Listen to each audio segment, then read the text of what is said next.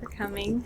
Welcome to our second event in our second iteration of the speaker series for NAMI. Today we have Brandon Leas, one of our board members, who's volunteered to share his story and his journey through dealing with mental illness. Really quick, I'll just tell you a little bit about NAMI and what we do. We are a nonprofit here in town. We provide support, education, and advocacy to anyone experiencing mental illness or with a family member with a mental illness. We invite anyone to join us in anything that we do. All of our offerings are free, open to the community. The first and third Thursday of every month, we have an in-person family support group. So if you have a loved one with a mental illness, family, friend, and you're seeking support, please join us for that. In the fall, in September, we'll be having Family to Family, which is an 8-week class. We'll provide a little bit of education on mental illness, what actually happens in the brain, what medication does, how to be supportive of loved ones.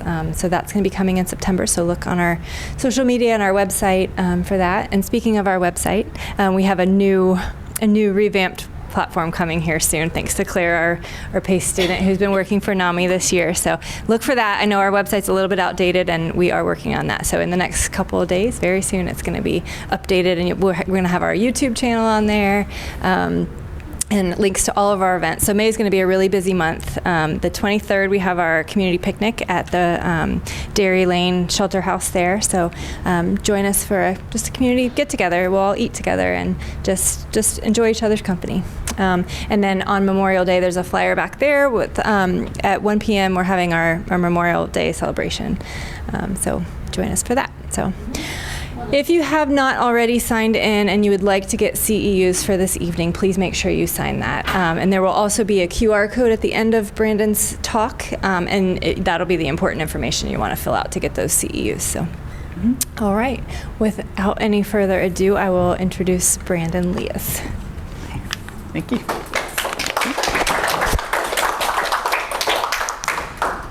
There we go. Okay. Sorry, I'm tech support and the speaker. Again, my name is Brandon Leas, and I really look forward to giving this talk. Thank you, Jordan, for a great introduction. Thank you, NAMI, for letting me actually get to do this. And thank you to all of you for coming. On behalf of the board as well as myself, thank you, and I hope you get something from it. So to kind of try to set the table for what I'd like to give my talk on, we're going to start with some hard truths and overviews kind of my illnesses and the way they affect me.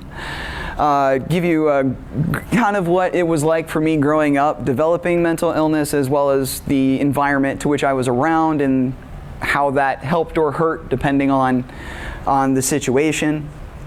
Also what my life is like now that I've been diagnosed, now that I'm working on myself, and dealing with the stigmas and challenges that I have faced throughout growing up as well as since, and then hopefully to give those of you just a little bit of advice either in supporting someone with mental illness or even having it yourself. So the hard truths to start with. Mental illness can be treated. It is an absolute important thing that we can do, and it is awesome. We can mitigate the symptoms so that people can live more comfortable, better lives, even though they have mental illness. However, there is no cure and there is no vaccine. We can't stop it before it happens. We can't get rid of it after it starts.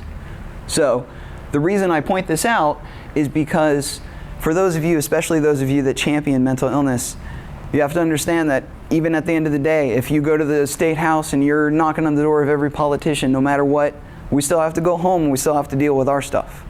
So I want that to kind of be emphasized for that major reason.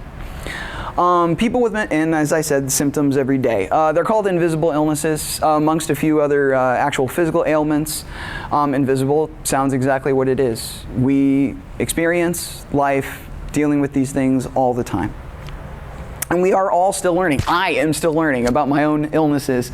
I may tell you about some symptoms today that I think are from one thing. They might be from something else. I don't know. I'm still learning about myself. I know I have 2 conditions. Who says, 3 or 4? Do I hear 5? I don't know. But ultimately, we are all still learning. Even medicine is learning. Some of the medicines that we use, I'll explain a little bit of that later, but we are learning as a group. So the thing I want to make sure you also know is that even though I would love to say that I am personally in full recovery of my mental illness and working on living the best life, realistically, I'm still surviving, but I have accepted who I am. I have accepted what I have, and I'm trying to make my life better in lieu, on my way to recovery, but not quite there yet. So first off, I'll start with my conditions. I have two. My first is obsessive compulsive disorder. And this art up here by Fine Hades, he's a sticker maker on like 8 different platforms, I think. But he likes to, or they, because I'm not sure, they like to create stickers that have various mental illnesses as well as various academic subjects. They're really, really cool, got a lot of them. But this particular one is meant for OCD, which I think is actually really, really helpful for explaining it as well. There's obviously two sides of obsessive compulsive disorder. You have the obsessions and you have the compulsions, the thoughts behind it and the actions that you take to ease the anxiety thereof.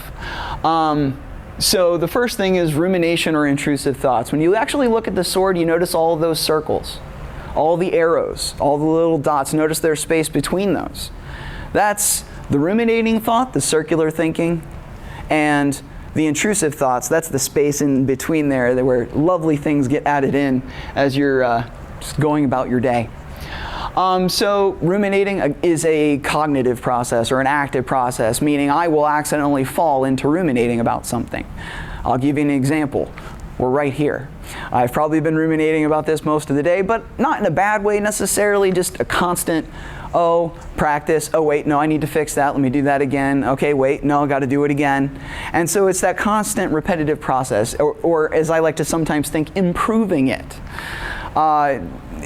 Sometimes. And I'd say an example from my youth that is unfortunate, but did happen occasionally, is I grew up in the late 80s, early 90s, so getting bullied on your way home from school was an unfortunate possibility, in fact, probably a definite. After a few times of being bullied, I would go into my head and I would just think, man, if I got another chance to talk to this kid and just confront him for what he did to me, man, what would I do? Oh yeah, I'd do this and this. Wait, no, that wouldn't be enough. And being the kid that I was, I say kid, but I'd probably still do it today if I ruminated as bad as I did then. And eventually it would turn into some type of anime super battle where the earth would be blown up in the process. You know, I was, I don't know, what, 10, 11? So that's just kind of how my brain would go during those times. Intrusive thoughts. Intrusive thoughts are not rational, spontaneous, subconscious, and mine get thrown in with some memories every once in a while. So to kind of explain intrusive thoughts, now mind you, these are not rational. This is not something I was thinking of before I happened, and it wasn't something I thought about after. It's just kind of important for that. I was at work the other day, and we have 3 floors. Well, 4 if you really want to go high enough. But I'd gotten out of what I was doing for that moment, and I looked down at the atrium, and it's really cool. It's this really big atrium that we have. You know, and from the 3rd floor, you get a really cool height. And I look, and I go, I wonder what would happen if I just jumped from here. I mean, you know, maybe a 3-point turn, I don't know, maybe I'll break the table, I don't know. I have absolutely no want or drive to jump from a 3rd floor of a building. But my brain was like, hey, what do you think? These are not thoughts that I want. They just happen.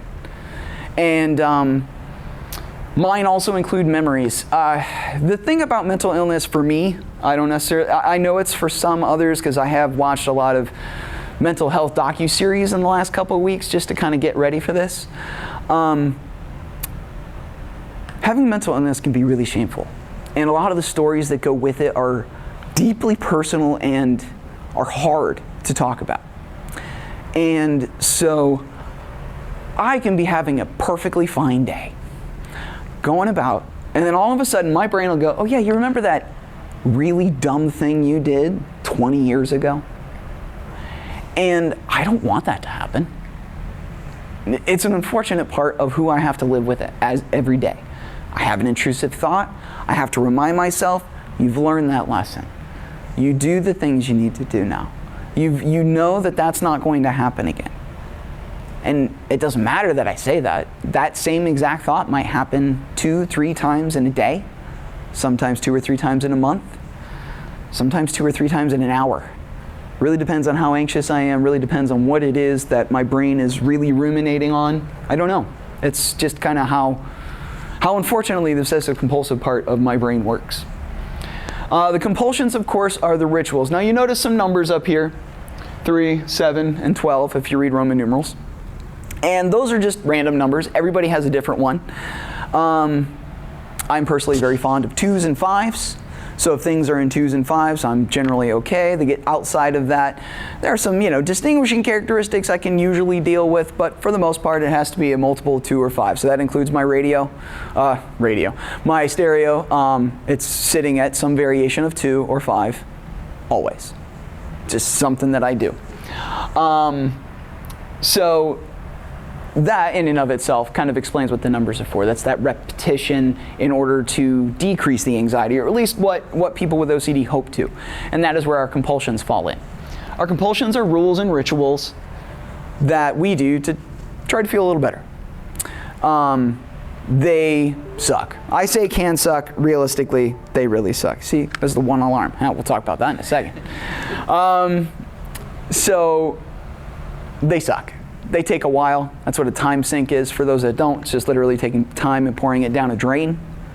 That's better. I like that one as an analogy, especially when it comes to stuff like this. Some of mine are more manageable than others. I'd say it's probably harder for me when I take longer trips. I really got to make sure I get the house ready. The doors have got to be locked. All the lights have to be out that have to be out. I have a general procedure when I leave the house in the morning. It probably takes me about 20 or 30 minutes to do it all. And I can kind of generally go by that. Might take me more like 40 to 50 minutes to get ready if we're going a long distance, like even just to Easton, things like that. As far as some of my rules go, I have a lot. But they're all based on a few general fears. One of mine is the fear of forgetting. And I got a few of that. For one, I am constantly worried about forgetting my keys. And the only reason you do not see me touching my pocket every 5 minutes is because I have a lanyard that I put on it. Now, of course, if you see the average college student with a lanyard, they wear it around their neck. Not me. I stick it outside of my pocket. And the reason I do that is so now I have a visual representation for myself that my keys are right there. Now, it doesn't stop me from checking my keys, but it stops me a lot more. What used to be something I did 5 times a minute is now maybe once when I get up, before I leave the house, once when I'm sitting down sometimes. Trust me when I say once every once in a while is considerably better than 5 times a minute. So that's one. I am always scarily worried about locking the doors to my house as well as locking the doors to my car. The level of anxiety I have towards locking my car is probably worse than my house. For instance, one time my husband and I were going to the Ren Fair. It was either the Ren Fair or a theme park, I'm not sure. It's a place with a giant parking lot that takes you 10 minutes to walk to the front entrance. I think we can all understand that particular part. And I got about 7 or 8 minutes from it. Now, one of the things I try to do to help with some of my compulsions is be actively thinking, okay, I've locked my car. You've done your process. It's time to keep going. And I'll go, and unfortunately, in a very long distance parking lot, if I concentrate too hard, and this may happen for other people, but I will then just suddenly forget. And now I no longer know whether or not I locked my car. Now, if I'm lucky and I have a support, they may very well say, you locked your car. And I'd be like, okay, I can trust that. I've gotten to that point, and trust me, that's in and of itself to depend on another person and trust that your compulsions can be assuaged by them is huge. So, thank you. But that day, neither one of us remembered. So I had to walk all the way back to my car. 7 minutes back to my car, and then another 10 minutes back. Because there was no way that I was going to enjoy my day or visibly be able to do anything other than think about my car every 10 minutes. So that's a fear of forgetting. I also, I have a fear of causing substance use disorder in me. I have several family members with substance use disorder, so I worry a lot. Now, I don't generally tend to do things, but I do have 3 rules that I keep for drinking at all times. I don't drink when I'm angry or depressed, I don't drink and drive, and I don't drink more than I can remember. Yes, I've said it that many times that I can literally just recall them off the top of my head. These are my rules. These are to make sure that I stay grounded in what I'm doing. An unfortunate one that started recently, and by recently I mean in the last 10 years, is the fear of my own, my other illness, which we'll talk about in a second, my fear of my bipolar. I constantly question, am I being happy or am I being worse? Am I being sad or is it being worse? And that'll take us at least into my other condition, which is bipolar type 2. There are 2 types of bipolar. Type 1 has its own things. I'm going to talk specifically about type 2. Type 2 does not reach into the mania aspect. Mania, a lot of people kind of go with grandiosity, borderline psychosis. It can go that high. And then as far as lows go, mine does not go as low as what those with bipolar type 1. However, mine, I don't go as high, and I don't last as long, but I am far more in the down spectrum a lot longer of the time than maybe a person with bipolar type 1. So hypomanic episodes, which as I said are like manic minus, for me, I have immense amounts of energy. I say abundant. I'd like you to see the picture right here of the guy who looks like he's glowing energy. Yes, that is what I feel like when I was hypomanic. That's just what it is. Impulsive behavior. I say impulsive behavior, but I don't think it's quite far enough. Let's see. How many have an Amazon cart full of stuff? It's just sitting at home, or you got a saved list, something. Okay, a few of us understand. But you don't have the money to get that. So you just leave it there. That's easy for you. There are times when I am when I was up, that I literally could not stop myself. Now, I would say the biggest example of that is probably, I don't know, at this point, about 13, 14 years ago. One of the bigger ones was my husband was going to go study abroad in Japan. So I was like, awesome, I'm going. Booked a plane ticket. I was ready to go so I could go and see him when it was most convenient for my schedule because, of course, schooling, schedules. Then later on, right before the end of the semester, he bought a car because, well, he needed one. Well, by later that fall, I was either jealous or ruminating or what, but eventually my hypomanic kicked in and said, you know what, you want a car too. I cannot stress enough that the impulse of already knowing I know I can't afford it, knowing that I will go upside down on my car loan, I will go into further debt if I do this. But by that point, the rational, logical part of my mind was kind of in the back seat. And my impulse is like, we'll figure it out. Signed, done, and there I am. It took me about 10 years to recover from all the debt that incurred up to that point because of my illness, because of those couple of missteps. And it's really freaking embarrassing because at that point, I think I was 27, 28. I should know. I was old enough. I knew it. I literally knew it in my brain not to do it. But I did it anyway. That's the level of impulse that goes with being hypomanic. And frankly, I think it pretty much only scales up from there for a lot of people. Irritability, yeah, like it wouldn't matter what it was. You could be bringing me $100 and I'd probably still be ticked off. I don't know why, just part of the process of emotions and chemicals, and just in general, as I usually began to come down, I would definitely develop a lot of irritability.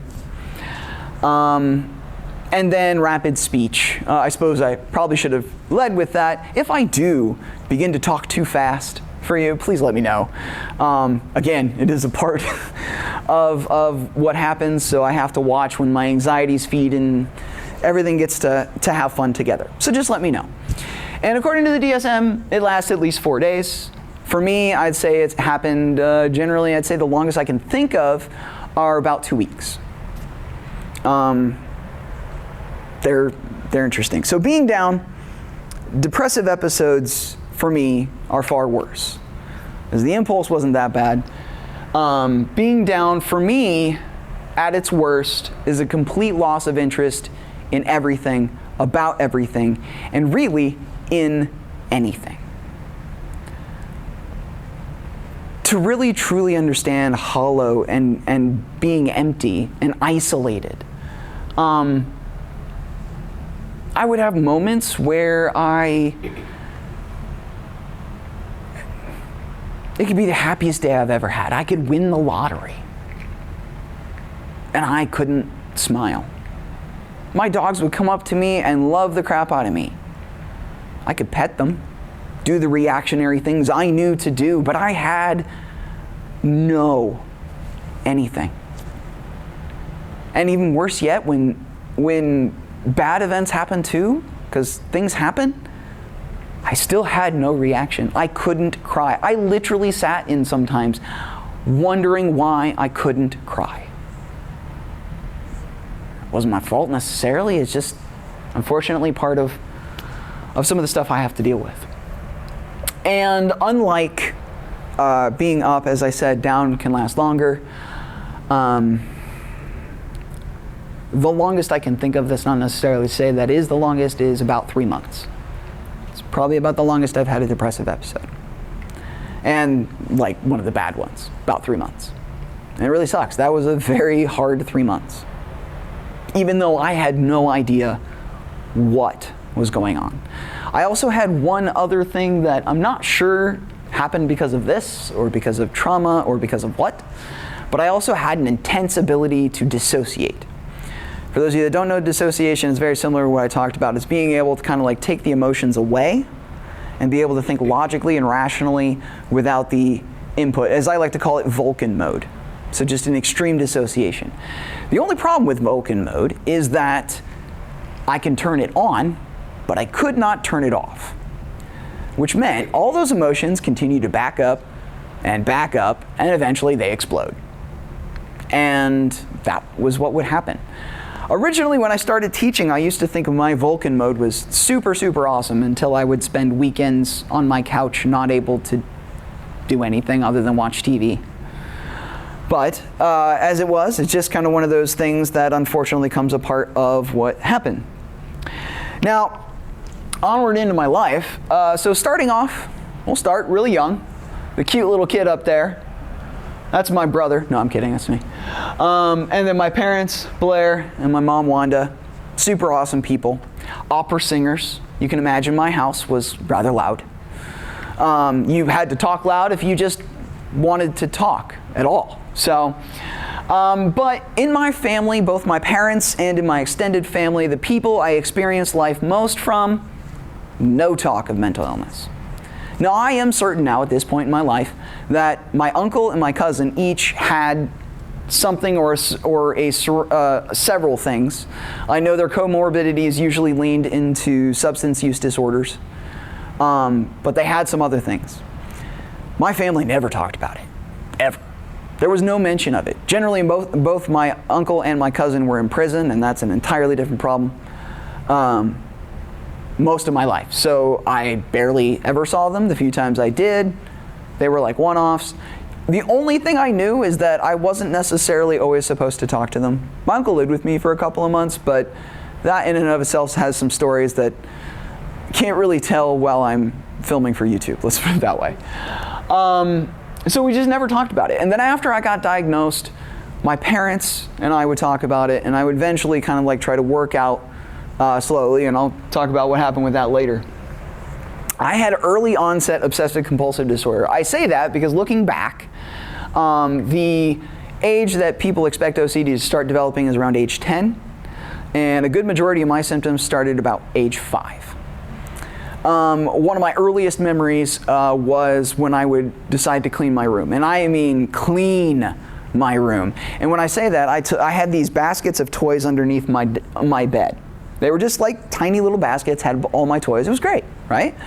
I'd play with my toys, put them back in the basket, boom. My parents loved that. Not to say that I was very good at it, just that they loved it because it was easy. I would pull out those baskets and I would take every single toy out of it. All over my room, all of my toys, all of my clothes at times, because my mom asked me to put away my clothes like 20 minutes ago. All of a sudden I've decided I have to clean my entire room.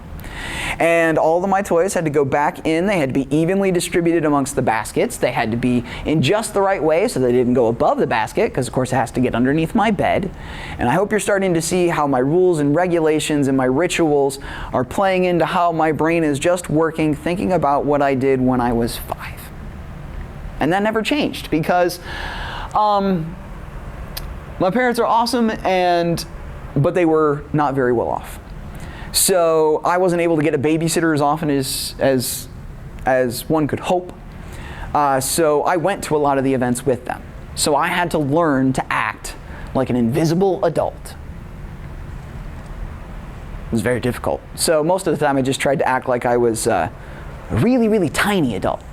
It was the best I could do. But in that process, I learned to develop rules that helped me converse with people that were much, much older than me, or as I'm realizing now, my age. But that was kind of just something I had to deal with. It was starting about age 5, I was going to weddings. By the time I was 14, I'd gone to over 100 weddings. That's what happens when both of your parents are singing and no babysitter. By the time I was 7 till I was about 14, my mother worked for a nonprofit orchestra in the Akron area.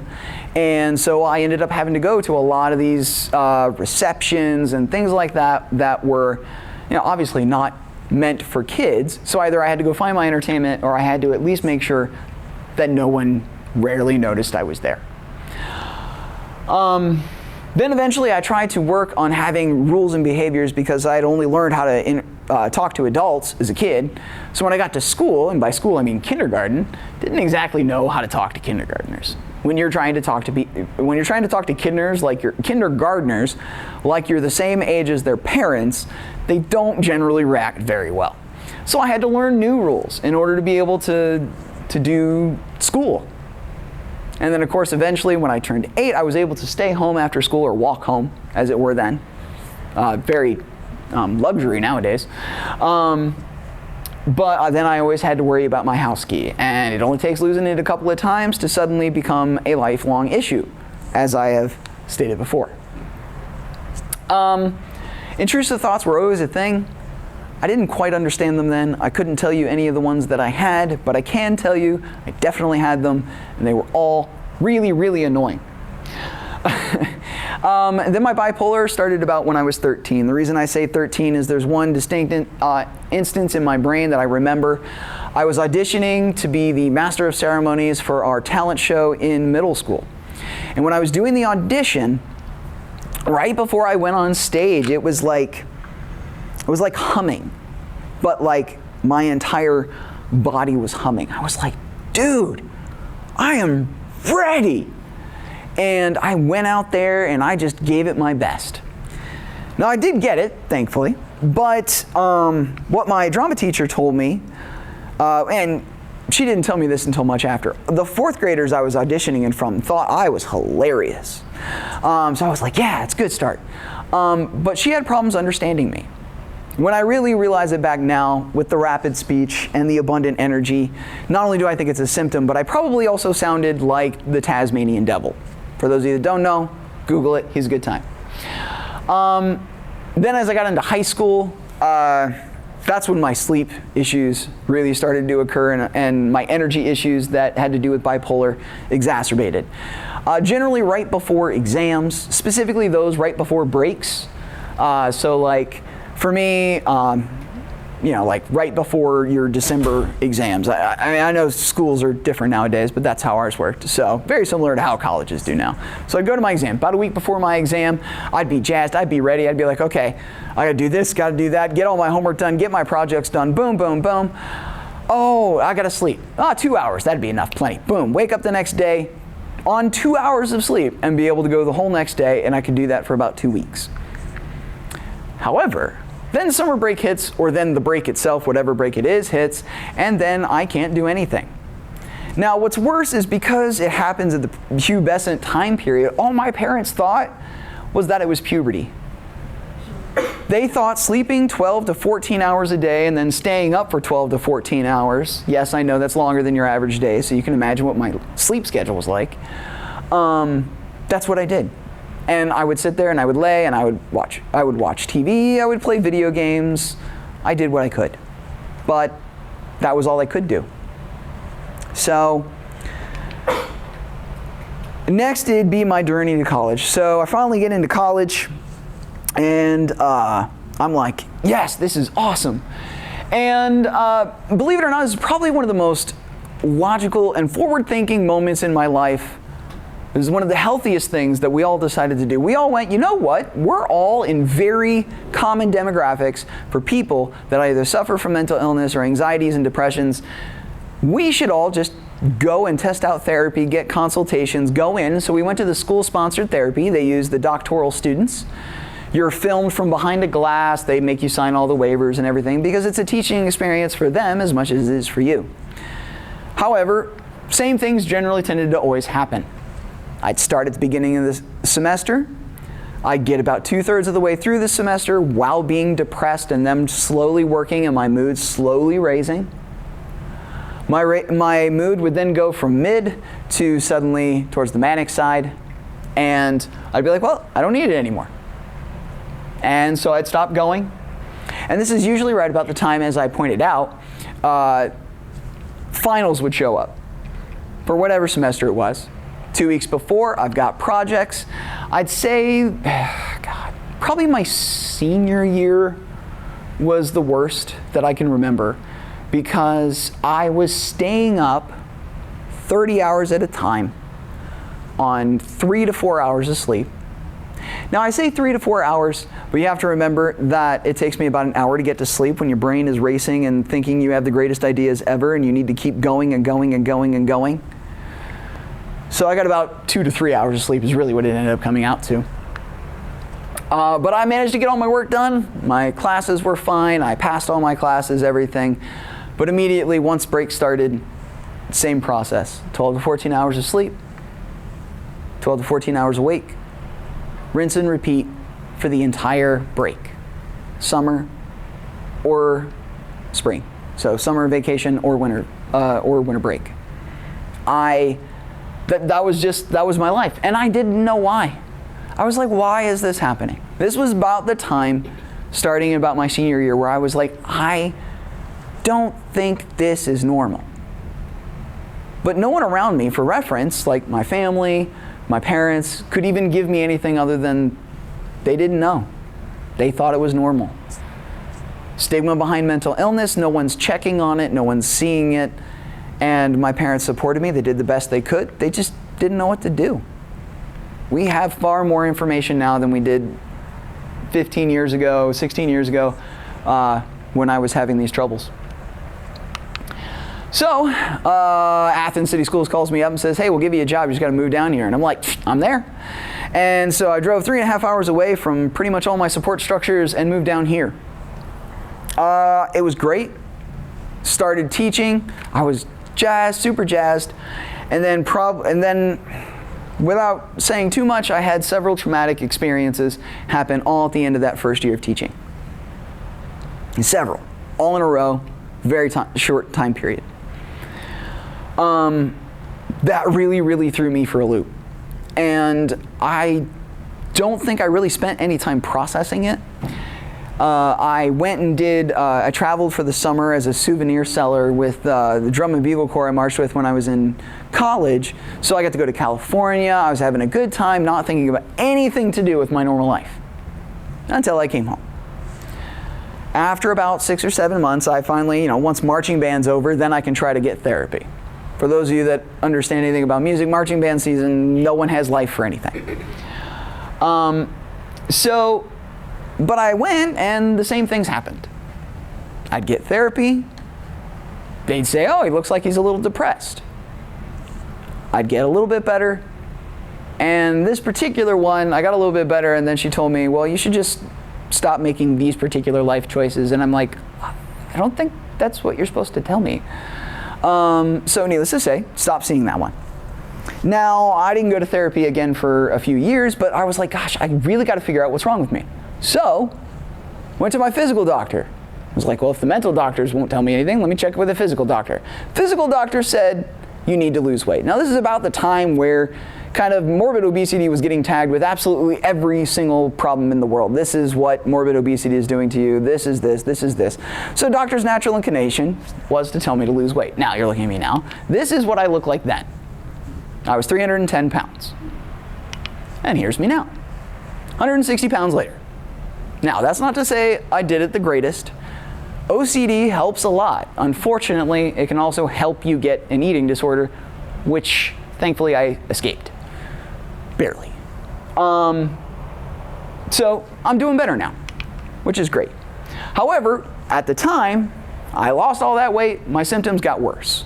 My control issues got worse. I was doing more with my desk. I was constantly managing things in my office. And by my office, I mean my half of a desk of an office. That's a whole different problem. That's called public school funding. I would clean my car constantly. I'd be cleaning the house. I had no understanding of what was happening. I would randomly get up on days after 2 hours of sleep, go run, do the dishes, vacuum the floors, clean the entire house, and then just pass out. 2-3 days.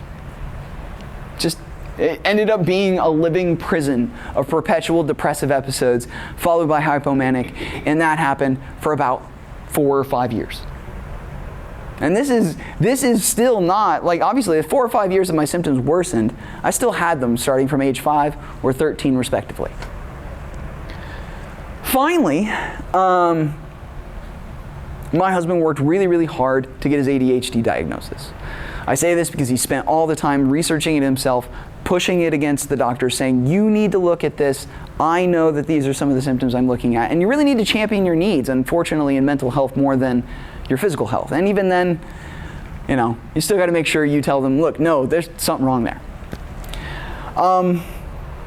So when he got diagnosed, and he was looking over things because, of course, if you know anything about ADHD, you know there's hyperfixation. And hyperfixation is what happens when, well, for lack of better terms, a dog gets a bone and it will run with it no matter what. It will not give it back. But in actuality, what he did is he Google searched the crap out of every depression disorder he could find. And then he finally said, Brandon, you have bipolar. And I went, no, I don't. I'm just depressed. Every doctor I've ever had has told me I'm depressed. And he gave me a checklist on 2 sides showing me all the different types of depression he had found, which were like 3 that I can remember off the top of my head. I had 3 lists. I was looking them over. And I went, oh, yeah, no. See, look, I have all the symptoms in manic depression. For those of you who don't know, manic depression is the old name of bipolar. So I was like, oh. Well, I went and got myself evaluated. And when I was there, I really wanted to make sure I did it right this time. If I've got this illness, I want to make sure they know everything I have so that they can make the best assessment possible. And I say this because I would describe my depressive episodes, as I've kind of explained here, most of my hypomanic episodes. I think my favorite thing that I said to him was, sometimes I can just feel like I can take on dragons. I'm a bit of a gamer nerd, if you didn't know. I felt like I could take on dragons. I felt like I could do anything. One idea, man, I got this one idea. I should totally start like a whole business that's going to change the world.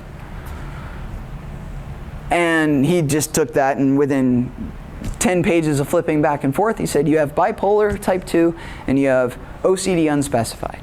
I say unspecified. For those of you that don't know, OCD has multiple types. I have a little bit of everything, but none of them bother me enough that you would classify me as a particular type of OCD person. So then I started telling my friends and my family and a few coworkers and a couple of acquaintances that happened to be in the area. That went to some level or not. Oh, I did forget to mention one of the more entertaining parts that I forgot is that also during this time period, because we were trying to gather up all the symptoms in my head, my husband mentioned, hey, you know what? You should tell them about your alarms. My alarms? And I was like, I don't know what you mean. Well, to give you guys an idea, I have, on average, about 3 to 4 alarms a day. The one you heard was my dog and pills alarm, in case you're wondering. I have another one around 8 o'clock to remind me, oh, did you actually take your pills? I have 3 watch alarms. One of them, 6 o'clock, goes off with dog and pills. So that way my watch is vibrating and my phone is vibrating. Hopefully I'll hear or see or feel one of them. I have 2 phone alarms in the morning, and I have 3 watch alarms to make sure that I get up. And it's really easy to get up by the time my phone alarm goes off because nothing wakes you like the threat of the possible bloodlust of your partner in bed because your phone is going off and you're not awake. I'm certain many of you can understand that. So I worked on that one. But again, this is me pared down from what I used to be. At least when it comes to that. Now, there's me now. Now, thankfully, with a diagnosis in mind, now taking therapy, my therapist and counselor is way better because they know what I have now. They have the ability to kind of target and look at what it is I'm looking for. And, sorry, more like what it is I need to work on. How better to help me heal. I have the right medicines. I am lucky in that I have 1 medication and that I got the right medication on the first go. I will fully admit that I am lucky. For those of you that have family and friends with mental illness, you know that 1 med by itself is a godsend because then you don't have to worry about anything else. That's not to say I haven't had other ones in the past. I have had depressive episodes get a little worse than not, to where they gave me a low-dose antidepressant to help kind of cap the bottom a little bit, and those were kind of in and out, but nothing I kept long-term. And of course I have my built family, as I've mentioned multiple times now. My husband Caleb helps me out a lot. My parents, while they were alive, were super supportive. Forgive me. All right. My mother died in 2020, my dad 2 years ago, so everything's a little fresh. All right, so they were super supportive, and of course, my puppies, super supportive. One on the right here, he's Charlie, he's 13, adorable, has an overbite. When he falls asleep, his tongue sticks out. Love him. Aiko, love her too, she's 3 years old, beagle, runs around, destroys everything like she's a bull in a china shop. And I love my dogs equally. Like I said, I have a golden rule to make sure neither of my dogs think I love either one of them more than the other. I make sure to pet them equally. And if I can't, then I just kind of scratch it and do it again. Try to, maybe if I have to, give a little extra love to the one I didn't start with. Although Aiko right now, she's a little bit on my list. She stole pizza crust off my desk yesterday while I was sitting at it. I swear. Love her to death, though. So, and then of course I've built a family down here. Obviously I don't live near my family, and I'll explain more why they aren't necessarily part of my supportive structure in a minute. But thankfully I have family, I have connections, and I'm trying to rebuild some of my connections from high school. I have friends, we've got a couple text groups going. I'm trying to work myself back into the isolation that I brought myself into. And it's really, really hard to reach out to old friends and be like, hey, yeah, I'm sorry, want to be friends again? Now, thankfully, I've been, out of high school for 22 years. So luckily, a lot of the things that did happen between us, it was high school, and on top of that, we're all well older than that, so who cares anymore? So that's nice. Now, I do have a diagnosis, but that doesn't eliminate all of my challenges. The first is my medication. Now, I say this knowing what it's like for many people with mental illness. I, as I said, am lucky. I only have one. But if I wanted to try to do something different, I should actually, let me rewind a second. The problem with medications is that there are side effects. We all know that. There are side effects to everything that we take. Unfortunately, the most common, most popular, most effective medication, lamotrigine or Lamictal, has side effects. It's actually called, as I learned recently, a black box medicine. It means we don't know why it helps bipolar. We just know that it does. And on top of that, we don't necessarily know every side effect that will come from the process. Which means I have side effects that I have to live with. Every once in a while, I have twitches in my thumb and first finger on each hand. It doesn't happen to both of them at the same time. It's rare, seldom, but it does happen, and I know it, so it's happening often enough that I'm aware. I do get dizzy spells every once in a while, a little bit of instability, just randomly, won't understand why. A lot of people, when you get up, you know how you have like a little bit of blood flow, just kind of like problem? I do the same thing, and I might get more lightheaded than the average person. If I stretch really, really strong, nice and tall, sometimes I will get a little dizzy. It's just things that I have to deal with on a regular basis. The thing I hate most would probably be the thing that my students thought was hilarious to point out all the time, and that is the thinning of my hair. You can probably notice in some of the pictures earlier on, I had great hair, it was great, wavy, parents loved it. Unfortunately, because of my medication and the length of time in which I've been on it, my hair has started to thin. And it sucks.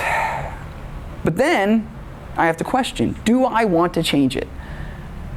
Well, in order to change my med as it is right now, I would have to wean off of it. And it could take me anywhere from 4 to 6 months or longer or less. I'm not a doctor, so I don't exactly know how weaning down works.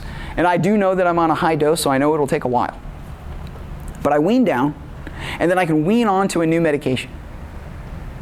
And let's say it takes me about a year to get through that whole process. That means that I have to compare when I finally get a therapeutic level dose of a new med to the therapeutic level of a med that I haven't had in over a year, and try to compare the two. And then on top of that, probably still have to wait another year before I really get an idea of what all the side effects are of that medication that are causing me to have. So I basically have to choose, am I capable of living with the side effects that have been given to me? And so that's what I have to do. I just kept the medicine. Like I said, I'm pretty lucky, but it doesn't keep me from parts of the worst of it. But monitoring wise, I can kind of start to fill out a lot of my episodes, or at least when they might be coming. I can tell various characteristics, things that I can feel like all of a sudden sometimes if I manage to get up after 3 hours and I'm suddenly okay, I can go, oh boy, all right. we've got to figure out how to do it. And usually, like between grounding techniques, mindfulness, I wouldn't say I suppress it, but between that and the vigilance of knowing I'm going into it and the support I have around me, I'm able to get through those episodes quicker, or at the very least with minimal to no damage is the best word I can use for it, but I hope you understand that I'm not talking about like damage to my house or anything. Vigilance of my OCD anxieties, that's why I have things like my little lanyard. Many of my processes, even though they do suck, they're manageable. I don't feel like I have to go too far out of my way to be able to deal with the compulsions that I have. So again, I'm in a good spot, but I just have to make sure that they don't get worse. What's worse is when you read about them and then your brain ruminates on them, like some of the weirder ones. Well, weirder, I shouldn't say that, I'm sorry. Some of the worst ones.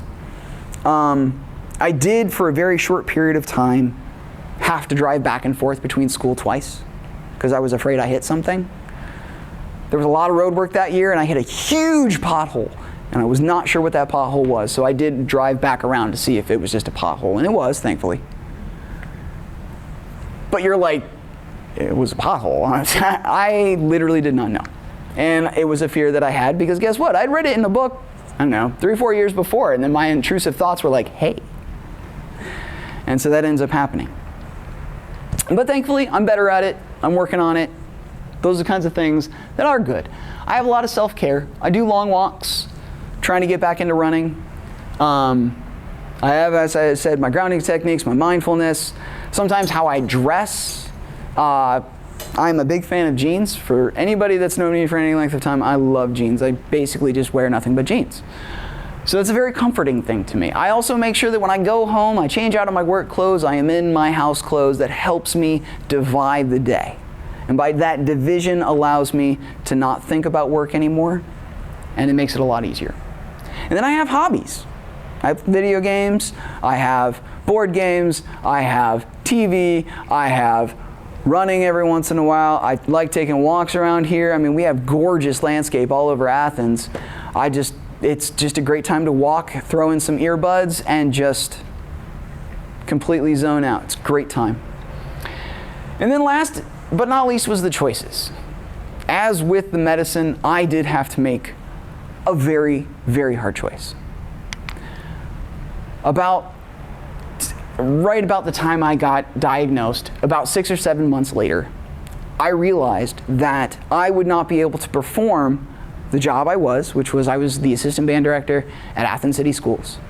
I was not going to be able to do my job to the same level that I had previously. Now, part of that is because I was horrible to myself as far as mental health up to that point, but I just didn't know how, and I knew that a lot of the symptoms I had would be exacerbated in the normal year-long school schedule. Between breaks and things like that, I just would not be able to function correctly. So I needed something that was more stable, more everyday.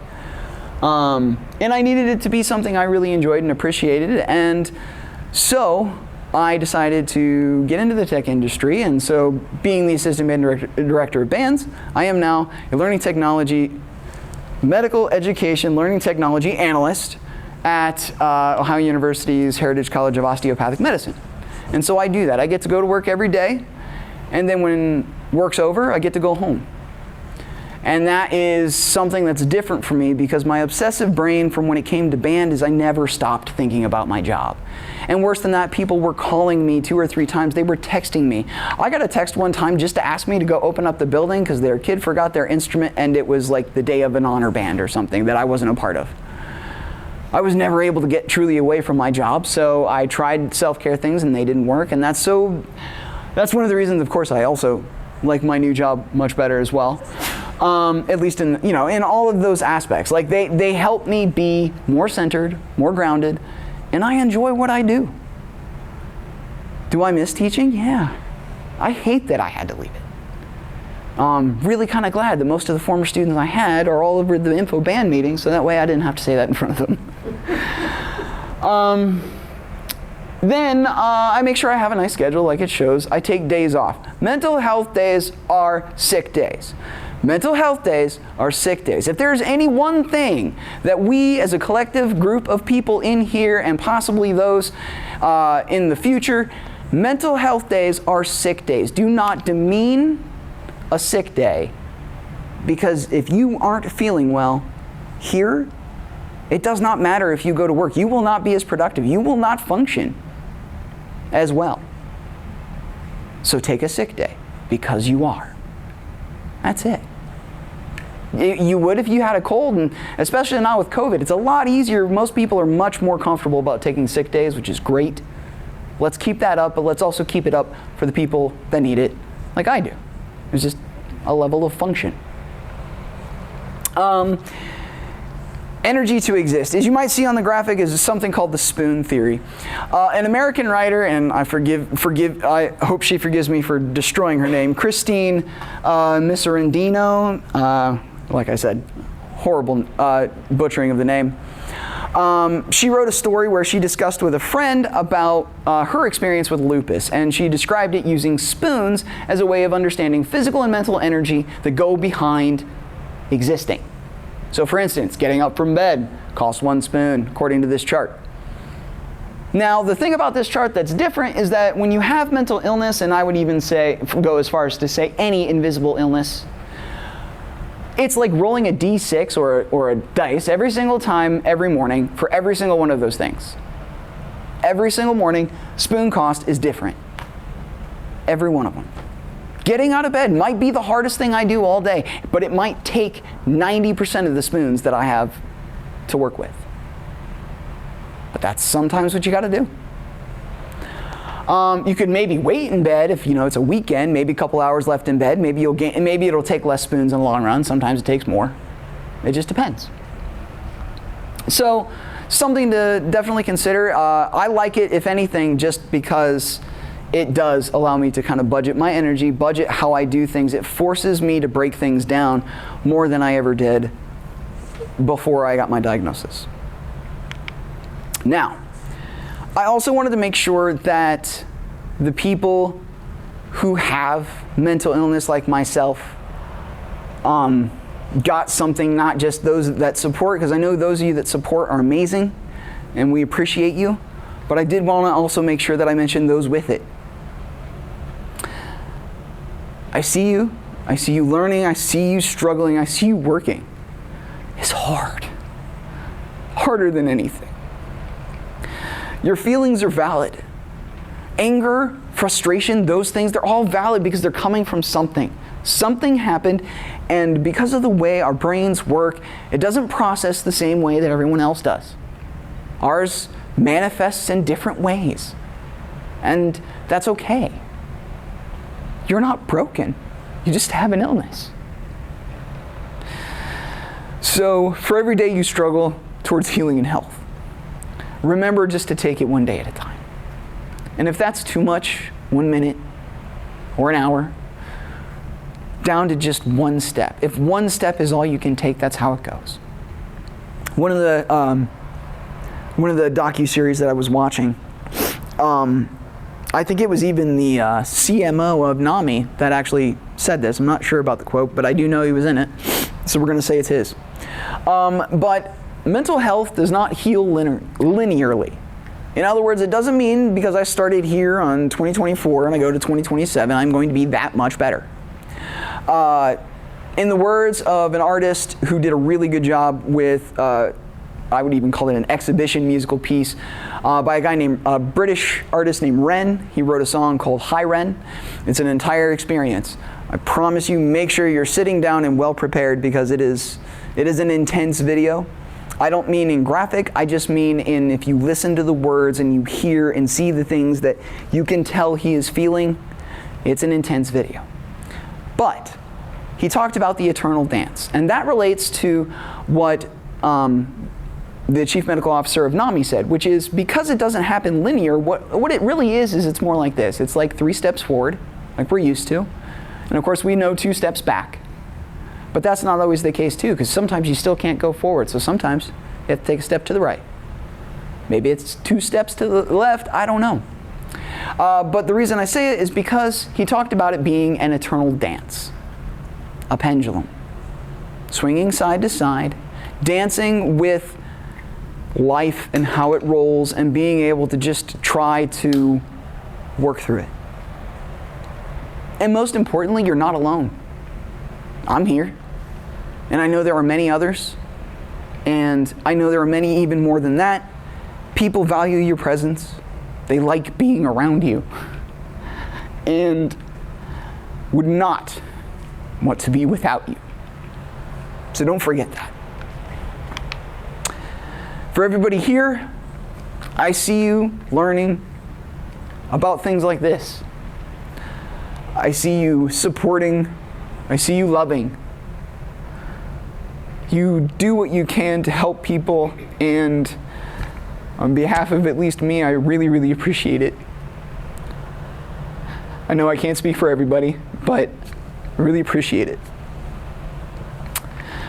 And of course, for you guys, There will be bad days. Another video that is absolutely amazing. This you can watch anytime you want, any time of day. It's called Instructions for a Bad Day by Shane Koyczan. He's a poet, does a lot of spoken word stuff. And Instructions for a Bad Day, it's just good. It's got, I mean, just listening to it can really help set me up for success sometimes when I'm just not feeling great. It is super, super amazing. Please take a look at it. If you want, I'll share my presentation. It's got a link in it. Because I always like to make sure I have my references. I did mention I have OCD, right? Therapy is for everyone. Develop your own self-care portfolio. Do all of those things. Obviously, mental health days are still sick days. As I said, I was going to make that a very good point. And you know what? There's absolutely no shame if you wonder if there's something wrong. You aren't broken. You may just have an illness. And maybe you don't have anything. Maybe it's just you need that peace of mind by going to someone and them saying, we understand you're going through something hard right now, and we'll work it through you, but you don't have anything that we're worried about. Let's just go through this process. Let's work through what it is you need to work through, and then go on. It's like going to the doctor because you're sick.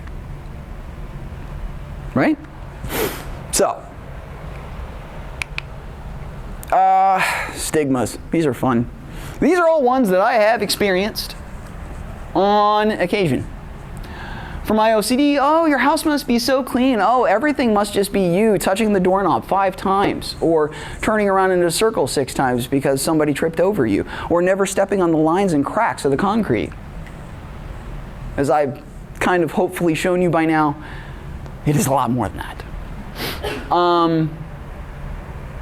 Bipolar, mood changes on a dime, is a very rare form of which that can actually happen, which is bad enough. But also just being told that any drastic and opposite change is bipolar. As a person with it, I'm like, really? Y'all even know what that's like? And a lot of the people that say it have absolutely no mind or ignorance. And you know what? I don't fault them for using things until they know. But once they know, I expect them to know from that point. Or at least keep trying to work towards it. And that's something we'll talk about in a second as well. You don't look it. That one's my favorite. You don't look it. What exactly does that look like? I would really like to know so I can put on makeup or something.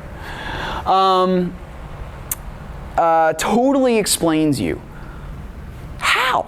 Again, I say, how does it totally explain me? If anything, I am so different than I was at 25, and I don't just mean 15 years of age and life experience that goes with it, but me at 25 is mentally so different a person.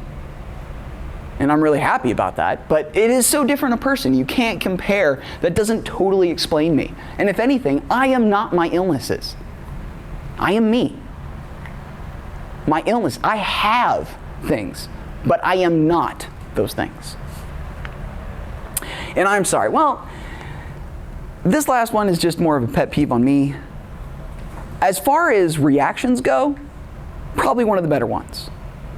It's just when I hear I'm so sorry, I think I've had a death in the family. I think I tripped and broke my leg, or something to that nature. Something happened and that's just what it is. I'm living with a lifetime mental illness. I'm sorry, it just doesn't work for me. But I'm also, this is, like I said, personal pet peeve. I was silenced by fear. I was freaking terrified. And it did not help that the day after, oh, actually, I'll get to that in a second. So my family, as I said, I'm more of my built-in family. My family did a lot of the things that all of the stigmas that I just pointed to you, most of those are quotes from my family. Some of my friends from the Akron area, a lot of those quotes were from them. And I say a lot because, well, those are kind of like, you know, it's like a bingo thing. Just pull it out and that's the phrase they end up using. And all because I wanted them to try to understand more, unfortunately. Colleagues, some good, some bad. My bosses were really good because one of the things that can happen with lamotrigine is you can develop a very life-threatening rash. It's very rare, but it can happen. And so I had to tell my boss, there's the possibility that during the workday, if I see a rash, I have to go to the hospital immediately. And so I had to ask for that accommodation. But in that process, he's like, well, why? So I had to tell my boss that. Now, thankfully, he was great. Most of the other people I talked with about it were great. They were curious, they wanted to know, they listened. However, the day after I got diagnosed was the moment that I realized I was afraid. And that is because I was walking around at work. It was after lunch. And I'm walking in the hallway, and these two intervention specialist teachers are ahead of me. Now, in case if you don't know what an intervention specialist teacher is, they work with students with learning disabilities, they work with students with mental health issues, and try to help them make sure they're succeeding with the rest of the students despite their disabilities or illnesses as they affect them. Well, I was walking behind them, and they were just talking about the difficulties in dealing with certain learning disabilities, but it was all academic. It was like, oh yeah, I've got this student, I do this, and it helps them a lot, blah, blah, blah, blah, blah. And they're going and going and going. And then finally, right as we're about to turn the corner, they go, oh yeah, and you know what? Dealing with kids with bipolar, oh, they are the worst. They're so difficult. Now, I'm mildly playing it up just because I am who I am, but this is what they said. They said they are the worst to deal with. They're the hardest to help learn. The day after I got diagnosed. So I stuck with my plan. I went to Belpre for healthcare. And then eventually I had to go into Parkersburg because that place closed. I went a whole state away because I was so afraid of what people would think of me. Even worse yet, my students' families. There were several psychologists amongst the band parents that year. I was like, I can't do that here. I just can't. I don't want to be known that way. I don't want that to be what people know about me. And so I went to Parkersburg for 2 or 3 years. First 2 or 3 years that my mental health and included a couple of 2 years of intense counseling. That meant I drove an hour, 2 hours every time I had to go, and I was going about once to twice a week, depending. So, and I also didn't put it on job applications. And job applications do say you don't have to put, you can just say, don't want to talk about it. I was so fearful of the idea that people would find out that I had mental health issues that they wouldn't hire me, so I purposely left that off. Now we get to the part that pretty much most of us know already. And that is that in Southeast Ohio, we have too few providers. The lack of access is atrocious. But there's a lot of problems that go with that lack of access that we have to talk about too. First, consideration, we just have too few, period. So we need more. But on top of that needing more, there are a couple of other problems. One, consideration for minority demographics. I am a part of the LGBTQ community, and it is hard to find someone to be able to give therapy to someone. It's really hard. I have to telehealth to Columbus to find somebody that specializes not only, specialize, but they accept LGBT patients and they work with them, but also that I had to go that route. There was no other way. There's nobody in town, or at least that, again, there's still that fear of mine that even though I'm talking about it right now, that I still have that fear, that paranoia, that something might happen if I get care where I work, where I live and work. But it's expensive. I spend the cost of an electric bill in therapy costs. Now, those of you that have electric bills, my house is also fully electric, so if that adds into your calculations, I spend as much as an electric utility bill on therapy. Why? Because I know I need it. But I'm lucky enough to be able to afford it. And we have way too many people here to hope that we can all do telehealth. I mean, I wish we could all do telehealth, but even then, they don't accept insurances, which means I have to pay for it out of pocket and hope I get something back from my insurance company. Usually all they do is chuck it to the deductible, and then if I go over it, then they might give me some of my money back. Maybe. It's a health insurance company. I'm pretty sure we all understand that. Diagnosis is the same. Takes longer than it should ever have to. It costs inordinate amounts of money to get done. And not only that, whether we like it or not, the stigmas that exist in society today still affect even the test results that we see. I mean, for instance, if I had ADHD, the chances of me getting found out before I hit the age of 13 are considerably better than any other demographic, whether it be girls. Sometimes it depends on socioeconomic means. Sometimes students that are in lower socioeconomic means might get found less fast. I'm not sure. Yeah, sorry. And so, but again, these tests are expensive. They take a long time. And I promise I'm almost through. The one thing I definitely took from Caleb that I really, really liked, we kind of came up with it while we were coming up with it, is help, heard, or hugged. Hug. Help.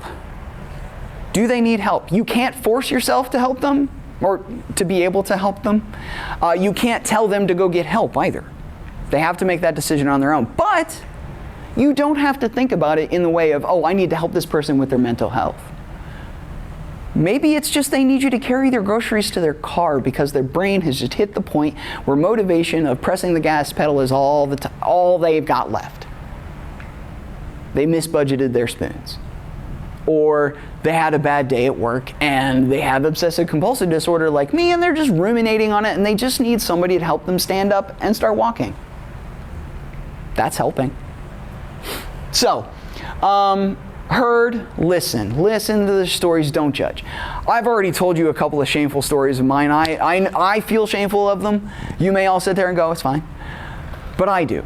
And it's part of the problem that I have to deal with. So understand that I'm not the only person that feels that way. I would venture to say more than not, because every docuseries I've seen that actually interviews the people with mental illness, they all say the same thing. I felt afraid. I felt ashamed. It's almost the first two things that ever come out of people's mouths when they're dealing with mental health. And then hug. Always get consent first, though. Some people like hugs, some don't. Always ask. And then, and this is a really big one, and I'll probably speed through the rest of them, but the biggest one here is don't hold us to our best day, but also don't hold us to our worst day. This is probably a best day for me. I worked all day. I'm coming to give this, and I'll probably have to go home and take care of my dogs, and God help me if anything else is wrong with my house. I've already replaced my entire HVAC system. So I'm like, please, just let me get home and nothing happen. But also don't hold me to my worst day. I'm gonna have a bad day just like all of you. Something is going to happen. And the only difference is that I react differently than you do. So, listening, again, carrying those stories. I'd say the thing about this is I don't always have the energy to do things like this. In fact, in situations to which I have been presented with to speak to others, I froze because of how connected I am to it, that it's hard for me to stay objective. So for those of you that are supporting those that have these needs, please listen to their stories, take them with you. Tons of stuff you can volunteer for. The first two that I will put is NAMI, you can help with awareness. NAMI's Walk the Walk in October, shameless plug, and mental health first aid, helped by our awesome president Ruth, who can absolutely tell you more about that if you'd like later. Just help make more awareness, help change the language. Change the language. It's not about what's wrong with the person, it's about what happened. It doesn't matter that a person has mental illness or they don't. Every situation works the same way. There's a stimulus, something happens and it's processed, and then out the other end is whatever it is, however that worked in that person's brain. It's just different for everybody, and unfortunately some of us are more affected by things than others. I really like this thing about mental illnesses are not adjectives. I kind of pointed that out earlier. And pretty much it for me. These are the references of the stuff that I put. I really appreciate you all for coming. I hope I achieved all of my objectives for you. I hope you leave understanding a little bit more about me, about people like me, and again, thank you so much for coming. So, Q&A.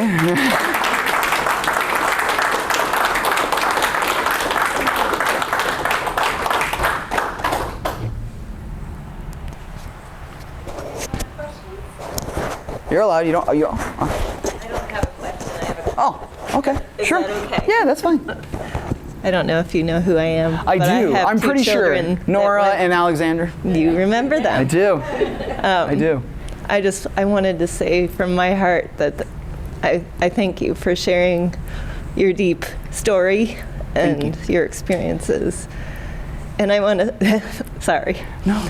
I wanted to say thank you because I feel like what you've done for my children, and especially my younger, you've really helped her with anxiety and with like being different from others, and that it's okay.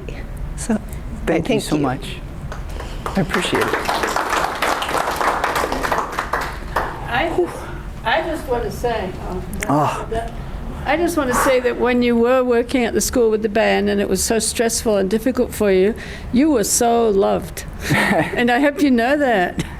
I do. I wonder what Mr. Elias is doing. Yeah. Help with my trumpet. You were so loved and appreciated. I really appreciate it. I do. Like I said, I didn't make that choice lightly. I know. So, but thank you. But they were not abandoned. They just loved you. Well, thank you. I appreciate it. I just want to say thank you so much. Thank you. Listening to stories like yours, it literally helped me to understand my son. And I know it takes a lot of courage. I know in your transparency, it's the world. And to tell stories, like you say, it's the best way that we can understand better. I learned so much just today, too, and I thought, oh, that's how my son feels. And I really want to say thank you so much, and we really appreciate you being part of our board. And Nami, you bring a voice, and we love having you, and so I want to say thank you so much. Thank you. I appreciate it.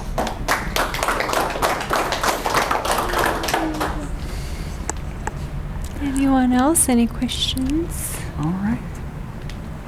I think we're good. I want to make sure I put that up there for those Yeah. that need it. Yeah, that's important. Thank you. Almost forgot about that. No worries. We got all serious. Yeah. So, does anyone not have the capability to fill out a QR code or to do the evaluation for your CEUs? Does everyone have the ability if you want that? Okay. If not, let me know. I can send you the link. All right. Well, I again thank you all very much for coming.